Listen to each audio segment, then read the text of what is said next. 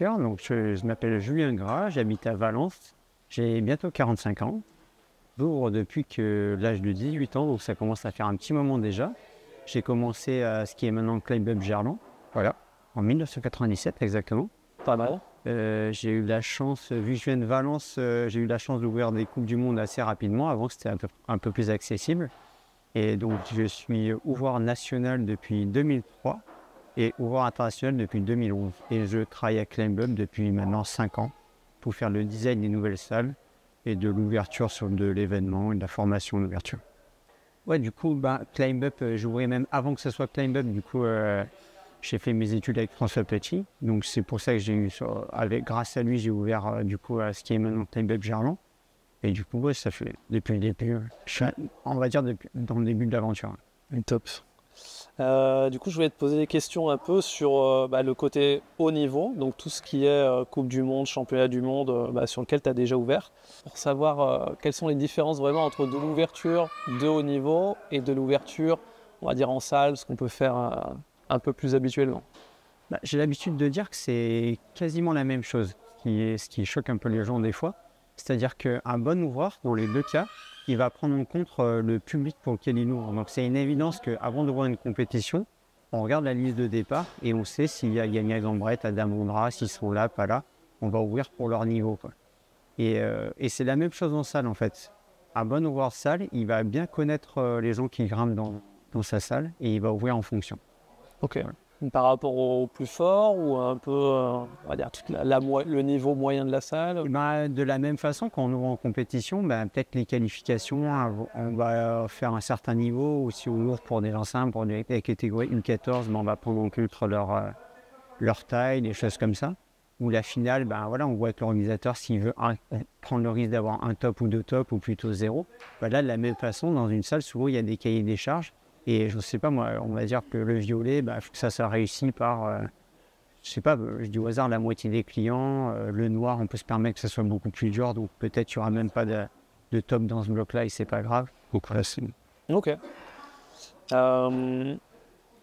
Et du coup, quand on est ouvreur sur des Coupes du Monde, des gros événements, quel niveau des gens grimpent il faut avoir et quel niveau d'expérience en ouverture il faut avoir?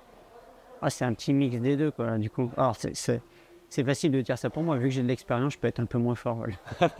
Non, souvent, si on est trop fort, si on se rapproche trop du niveau des compétiteurs, on a un peu tendance à ouvrir trop dur. Voilà. Après, avec l'expérience, moi j'ouvre à l'international. Maintenant, j'ouvre plutôt en diff, en voix. Donc, bien sûr, je n'enchaîne pas les voix. Mais par expérience, je sais que voilà, si je pars dans une qualif fab de Coupe du Monde, en général, je m'arrête un petit peu avant d'être trop exposé pour pouvoir partir après, mais je vais m'arrêter à la dégaine, je sais pas moi, à la moitié de la voie ou quelque chose comme ça.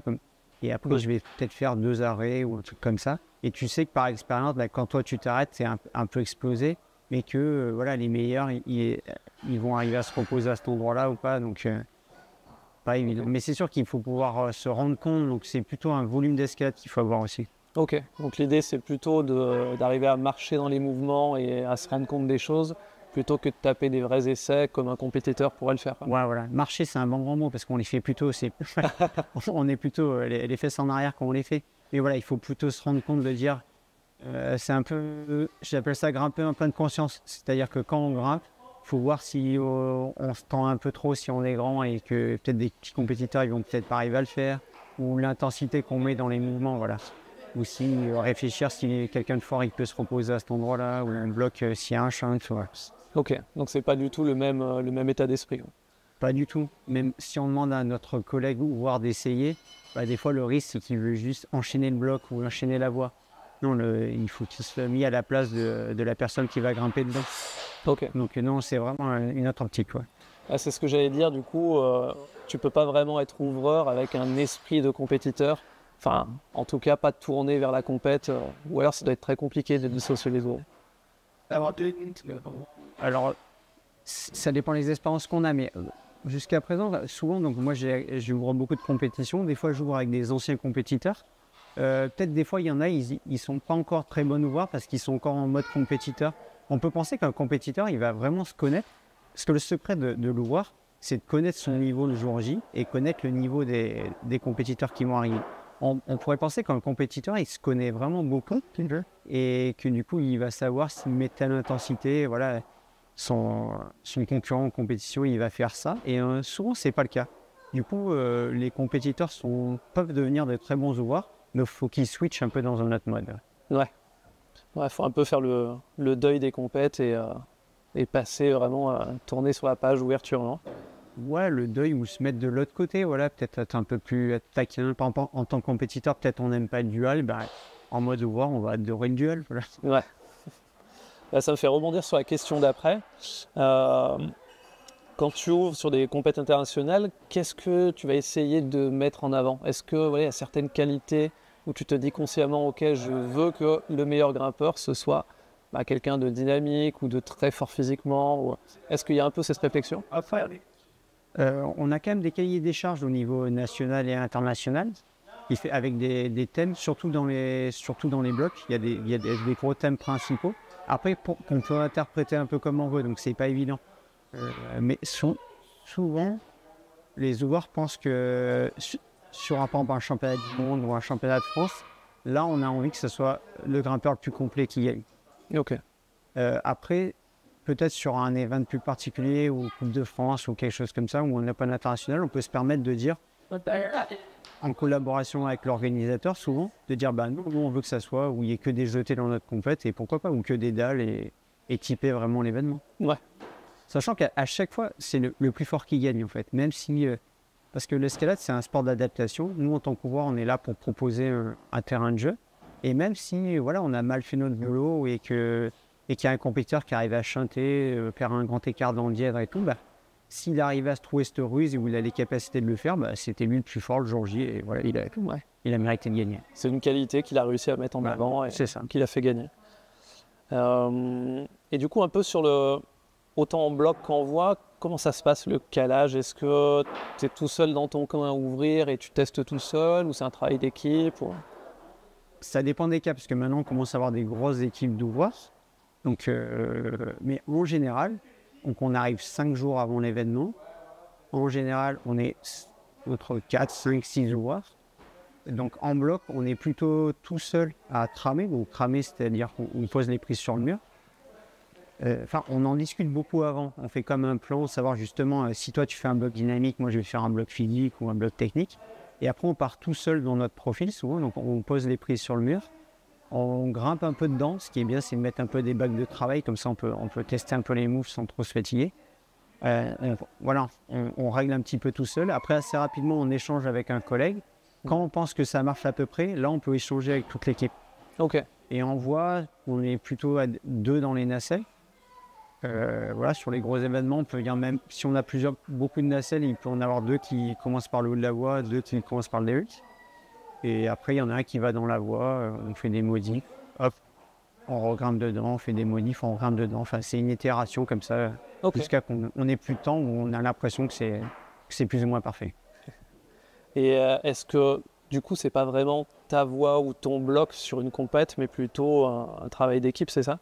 Ouais, non, c'est vraiment un travail d'équipe. D'ailleurs, c'est que donc, sur les grosses compétitions, quand il y a des grosses équipes, des fois, on a tendance à se partager. Par exemple, il y en a peut-être 3 qui vont s'occuper un peu plus des filles, 3 un peu plus des garçons. Mais à la fin, même si on n'essaye pas la voie, mais même s'il y en a un dans l'équipe, par exemple, c'est ça qui est marrant, qui se blesse le premier jour, voilà, il peut même plus grimper, il s'est fait une cheville. Ça va peut-être être le plus utile, c'est-à-dire qu'il va rester en dehors des tapis. Et même sans essayer un bloc, il va dire « Attends, essayez, il y a peut-être un shot comme ça, ou là, on ne peut pas faire ça, ou ça va être dangereux. » Donc non, à la fin, c'est un bon exercice d'ouverture d'ailleurs qu'on fait en formation. C'est qu'en fait, on cale un bloc, et après, le lendemain, quelqu'un d'autre va le modifier, ou le changer de niveau. Donc non, à la fin, toute l'équipe est responsable de ce qui va se passer. Ok. Et d'ailleurs, tu parlais un peu des blessures. Est-ce qu'un ouvreur, c'est quelque part un athlète de haut niveau qui doit faire attention à son hygiène de vie, son entraînement En tout cas, c'est un athlète de haut niveau, je ne sais pas, mais c'est sûr que c'est un athlète, oui. Mais n'importe quel ouvreur, d'ailleurs, c'est un athlète parce que, en général, il est plutôt sportif. Même un ouvreur dans une salle, il va ouvrir peut-être 3 fois par semaine, donc il a quand même une certaine il acquiert certaines compétences et un certain physique. Il faut faire attention à ne pas se faire mal comme un athlète, encore plus comme en compétition. Tiens, en compétition, on peut se préparer pareil. Si moi, je suis nommé sur une Coupe du Monde dans 6 mois et j'ai envie d'être un bon ouvreur à ce moment-là, et ben c'est sûr, je vais me préparer physiquement, j'ai envie d'arriver sans blessure, en forme. Donc de ce côté-là, oui, on est même des compétiteurs de haut niveau, je pense. Parce qu'on essaie d'exploiter, en sens qu'on veut exploiter le maximum de notre corps, quoi. Ok. Et en parlant de compétiteurs de haut niveau, est-ce que tu en côtoies beaucoup? Est-ce que c'est important de connaître un peu le niveau de certaines personnes, le niveau moyen? Je ne côtoie pas comme ça. Enfin, disons que c'est un peu le cercle vicieux, l'ouverture. Si on a la chance, comme moi d'ailleurs, d'être dans le circuit, en fait, plus on est dans le circuit, plus on connaît le niveau des compétiteurs. Meilleur on est censé être en ouverture. Après, moi, je ne grimpe pas avec eux à l'entraînement. Souvent, c'est un peu le piège, parce que si on grimpe avec eux en entraînement, en fait, il y a certains compétiteurs qui vont un peu se toucher, entre guillemets, à l'entraînement, mais qui peuvent être hyper forts en compète. Donc, ça peut être un peu un piège de dire « Ah, mais quand moi, je m'entraîne avec lui, je suis quasiment aussi fort que lui. » Puis en compète, il a des années-lumière. Et inversement, il y en a, ils peuvent être très forts à l'entraînement et être pas très forts dans leur tête. Et donc, moi, je préfère les connaître qu'en compétition, en tout cas. Ouais. De les voir grimper en réel. Et ce sur quoi tu les attends. Ou des fois, il pourrait avoir une espèce de lobbying ou de dire... Enfin, voilà, de lobbying ou de se dire... si on connaît trop les points forts, les points faibles des compétiteurs, on est forcément influencé dans un sens ou dans l'autre, en fait. Donc, moi, je préfère pas trop les connaître. Ok. Est-ce qu'il y a des différences un peu tout au long de la compète entre des qualifs, demi-finales ou au-delà des difficultés, ça reste des voies qui pourraient être presque interchangeables ou des blocs interchangeables? En difficulté, on voit en tout cas, mais en Coupe du Monde, mais même sur n'importe quelle compétition, en général, le niveau il est assez équivalent. Pourquoi? Parce que donc, nous, on commence par ouvrir les finales. Donc souvent, on tient pas mal de temps. On a quasiment 2 jours pour ouvrir les finales. On a bien le temps de les grimper, d'avoir les petits réglages possibles en fonction de ce qui se passe en demi-finale. Donc on a de la place, on peut mettre des gros volumes, cacher des dégaines. Donc c'est assez spectaculaire en général. Voilà. Mais ce que je veux dire, c'est que les voies d'après, les demi ou même les qualifs, nous, on a besoin en tant qu'ouvreur de prendre des repères. Donc, je dis au hasard, mais si la finale, elle est 8C, la demi, elle est aussi 8C, et si on a des qualifs en 8B, ce qui peut-être suffirait pour avoir, je sais pas, 15 tops ou 20 tops, mais nous, on préfère aussi ouvrir une qualif en 8C. Comme ça, on voit si on a bien jaugé le niveau. Comme ça, on fait... Des fois, on dit des paris, mais c'est plutôt des pronostics, on va dire, entre les joueurs. On dit, OK, moi, je pense qu'il va y avoir 5 double tops en qualif. Et si jamais il y en a 0, ben, c'est que, OK, peut-être il faut se détendre un peu sur notre demi ou notre finale. Sachant qu'en plus, les qualifs, c'est flash. Donc, voilà. Souvent, le niveau est équivalent. Après, le style, on passe un peu moins de temps sur les qualifs. Des fois, il y en a un peu plus sur le mur. Donc, forcément, c'est plus direct. Donc, d'ailleurs, il n'y a pas aussi de différence, pour moi, en tout cas, entre un style de voie qui aura au Coupe du Monde ou que moi, je pourrais ouvrir sur, je sais pas, un championnat régional pour des enfants. D'accord. On peut se dire que souvent, c'est aussi dans les prérogatives de l'IFSC, enfin, dans les contraintes qu'on a, mais se dire... le but, c'est de ne pas faire tomber les personnes sur les premières dégaines, parce qu'il peut y avoir des retours au sol. Souvent, on met une petite animation. Enfin, moi, j'ai tendance, dans le premier tiers, un petit jeté ou quelque chose de marrant, un peu de rési au milieu et sans doute quelque chose d'intéressant aussi à la fin. Mais ça peut être aussi des voies au niveau départemental qui peut être comme ça. Ok. Et en termes de style, je me posais la question, pourquoi est-ce qu'on ne voit plus des blocs sur réglette dans 45 degrés? Ah ouais, voilà, c'est ça. C'est Tito, tu veux refaire de la compte parce que toi, tu étais très fort là-dedans. Exactement. C'est hallucinant parce que du coup, ça a évolué très très vite. Moi, du coup, j'ai des enfants. Et là, à fond, on est tombé sur un rock'n'roll, mais qui ne datait pas donc. Rock'n'roll, pour ceux qui ne connaissent pas, c'était un magazine papier. et peut-être il y avait des photos de Coupe du Monde il y a peut-être 12 ans avec Chris Sharma ou de compètes qu'il y avait à Arco. Et en fait, mes fils ils m'ont demandé, mais elles sont où les prises? Et en fait, c'est vrai que les prises elles étaient derrière les mains des grimpeurs. En fait, c'était que des réglettes ou des prises acérées un peu loin. Et il n'y avait pas des grosses prises, des grosses plaques comme il y a maintenant. Donc en fait, le style, il a aussi évolué. Pas parce que les ouvreurs ont poussé dans ce sens-là, mais c'est aussi le matériel qui l'a permis. Donc en fait, mais c'est vrai que maintenant, quelque chose... En fait, si on voudrait faire le buzz, à la limite, ça serait ouvrir un bloc en Coupe du Monde avec que des arquets plates un peu loin, comme tu dis, dans un dévers sans volume. Ça serait une nouveauté. Ce serait novateur en 2024. Serait, vintage, et ça ferait beaucoup parler. peut-être à la prochaine. Voilà. Et en termes de style, du coup, c'était un peu pour ouvrir sur la question voilà, des blocs dynamiques, des blocs avec beaucoup de coordination. Est-ce que tu penses qu'on a un peu fait le tour ou c'est encore une piste où on peut aller encore plus loin? Donc, moi, ça fait, donc il faut que je calcule, hein, mais ça fait plus de 25 ans que j'ouvre. Et non, mais moi, j'ai pas l'impression d'avoir fait encore le tour. Ou des personnes comme Jackie Godoff ou Laurent Laporte qui sont toujours très motivés à ouvrir, elles n'ont pas fait le tour encore, alors qu'ils ont encore plus d'expérience que moi. Donc non, j'ose espérer que la génération future, elle poussera plus loin dans tous les sens d'ailleurs. Donc au jeté, en mouvement, voilà, donc ça c'est ce qui est cool. Et ce que je dis, c'est un sport d'adaptation, donc peut-être maintenant l'éventail de mouvements il est encore plus important qu'avant. Ouais. Donc après, ça peut être des combinaisons, mais aussi des mouvements. Non. Je pense qu'il n'y a pas de limite des jeux. Il n'y a pas de mauvaise réponse. Est-ce que il t'est déjà arrivé dans ta carrière on va dire des gros bugs ou des anecdotes sur une compète internationale? Ouais, des gros bugs, il y en a tout le temps. En fait, à la limite, un bon bug, c'est quelque chose qui ne va pas se voir. Donc, j'ai peut-être les garder au secret. Mais c'est là où enfin, on parlait de est-ce qu'un voir c'est un athlète de haut niveau peut-être, oui, mais c'est aussi il est censé être très professionnel. Ça s'est beaucoup professionnalisé. En fait, avant, peut-être que les gens avaient tendance à boire des bières avant la compète ou de finir à point d'heure dans la nuit. Là, maintenant, le but, c'est pendant l'événement, rester bien concentré, être bien dispo pour éviter tous ces bugs-là. Parce que des bugs, ça peut être, voilà, je sais que des fois, avant la finale, à Chamonix, j'y étais pas. Ils ont oublié de décaler un volume, ils ont été obligés de le faire alors que le live, il était déjà parti sur les télés. Bah, c'est éviter des choses comme ça. Donc oui, bien sûr, il m'est arrivé des choses, mais voilà, on essaie de limiter. Euh, quel est un peu le rôle d'Instagram dans les ouvertures aujourd'hui? Dans l'idée où j'ai l'impression que c'est une grosse source d'inspiration.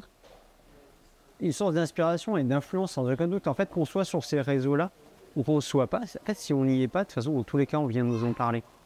Voilà, donc bien sûr que ça influence, je pense. Et après, ça influence et aussi, ça va beaucoup plus vite. Même nous, là, j'étais chef joueur sur les France de bloc, les championnats de France de bloc à Valence. Et en fait, en fait, on échange beaucoup avec le monde entier. Moi, si je veux, ben, je peux regarder en live les championnats du Japon, les championnats US. Et nous, on se dit, bah, si on ouvre les championnats de France, ben, sans doute, ça regarder dans le monde entier aussi. Donc des fois, nous, en tant que pouvoir, on a envie de créer une nouveauté, des choses comme ça. Ou quand il y a une nouveauté qui sort, on a vite envie de s'en servir parce qu'elle va être vite de s'en devenir inspirer, obsolète ouais. un peu plus tard. Si par exemple, l'histoire de Smooth, c'est un move typique, je sais pas qui c'est qui l'a créé, mais en tout cas, il y a Pierre Broyer sur les France en 2023 à Valence aussi. Il a créé ce bloc où les filles elles devaient se retourner dans un lièvre face au public comme ça, elles étaient avec 300% fondale. Ça a bien marché, c'était super. Moi, j'avais pris part un petit peu au process. Ben, toute l'équipe a pris part à ce process. Et après, donc moi, je me suis même entraîné. Après, je pense qu'il a fait le tour d'Instagram, ce bloc. Et moi, je me suis entraîné à l'ouvrir dans une salle commerciale, on va dire, le plus facile possible. Et moi, vite, 3 mois après, on l'a mis sur la Coupe du Monde de Villars, en diff, là où Yaniel s'est retourné devant tout le monde. Donc c'est ça. Et pourquoi on l'a mis aussi vite? Parce que du coup, on s'est peut-être dit qu'après, ça allait être un peu trop. Mais ouais, donc je pense que ça a une grosse influence. Aussi bien quand ça se passe mal que bien, comment tu le ressens, comment tu le vis? Est-ce que vous le vivez en équipe quand il y a un gros bug sur une compète ou un gros succès en tant qu'ouvreur? Ce qui est hyper bien, ce que dit le professionnalisme, c'est qu'en fait, c'est bien d'attaquer une ouverture par un briefing. Donc ça peut être aussi soit la fédération, soit les organisateurs, mais en tout cas ensemble en tant qu'ouvreur, pour avoir les mêmes directions. C'est-à-dire que des fois, on peut dire, ok, on va ouvrir facile, mais facile, ça ne veut rien dire. C'est facile, c'est-à-dire qu'on veut combien de top. Donc vraiment partir sur les mêmes objectifs. Et de même, à la fin, c'est hyper bien de débriefer. Mais que ça soit bien passé ou pas bien. Parce que même, c'est presque plus enrichissant si ça ne s'est pas bien passé. Ouais. Parce qu'en fait, le but, c'est pour ça que c'est aussi comme un compétiteur, on a envie de mieux faire la fois d'après. Pas refaire les mêmes erreurs. Et après, un peu comme en compète, en fait, quand on gagne, ok, ça fait 6 mois qu'on s'entraîne ou 1 an qu'on s'entraîne.